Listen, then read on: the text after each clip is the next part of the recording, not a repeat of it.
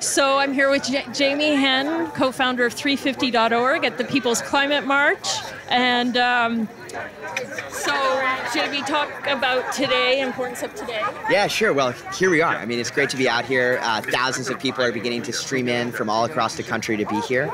Today's really important. It's continuing the resistance against this administration. That heartbeat, really started with the Women's March on day one, and here we are on day 100, still going strong. So we're going to be going out there to surround the White House today and send a really clear message to this administration that people are still ready to stand up and fight for our climate, jobs, justice, and put forward a new agenda about creating a new clean energy economy that really works for all of us. So we're fired up to be here, So the name 350.org, I understand, refers to the parts per million of CO2 to have a stable atmosphere. And we've just hit, I understand, a new dangerous milestone. Was it 410 parts per million? Can you talk about why that's of a concern? Yeah, well, so 350 is named, as you said, after the safe upper limit of carbon dioxide in the atmosphere, according to scientists. So after that point, which we're in that age, stuff starts breaking and going wrong. We just got a report came out yesterday, I think, about huge chunks of the West Antarctic ice sheet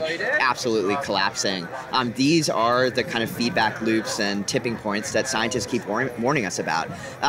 So we really are. I mean, this is a full-blown crisis. It's hard to convey that sense all the time. I think that's one of the reasons why we're out in the street today, is to understand that it takes more than scientific reports to really spread that message. It takes people in the street. It takes people showing that they're committed. It takes all of us raising our voices as one to try and be that trigger that pushes the system to actually respond to the crisis that's at hand.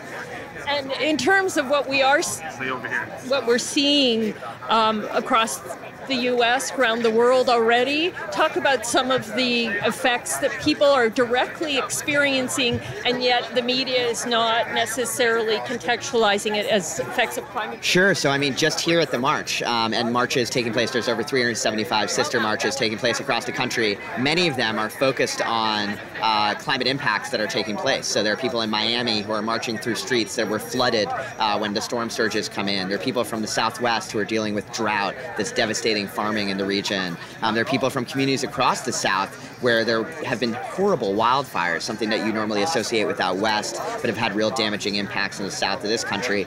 That doesn't even include the impacts all around the world. We're seeing famine across much of southern below the Sahara, the Sahel, different areas there as well. So, look, I mean, this is unfolding all around us. I think that climate change used to be thought of as some future problem. Now it's clearly a present danger that we need to address. So in terms of strategy for change, you've been heavily involved in pushing forward the divestment movement. Can you talk about the successes there?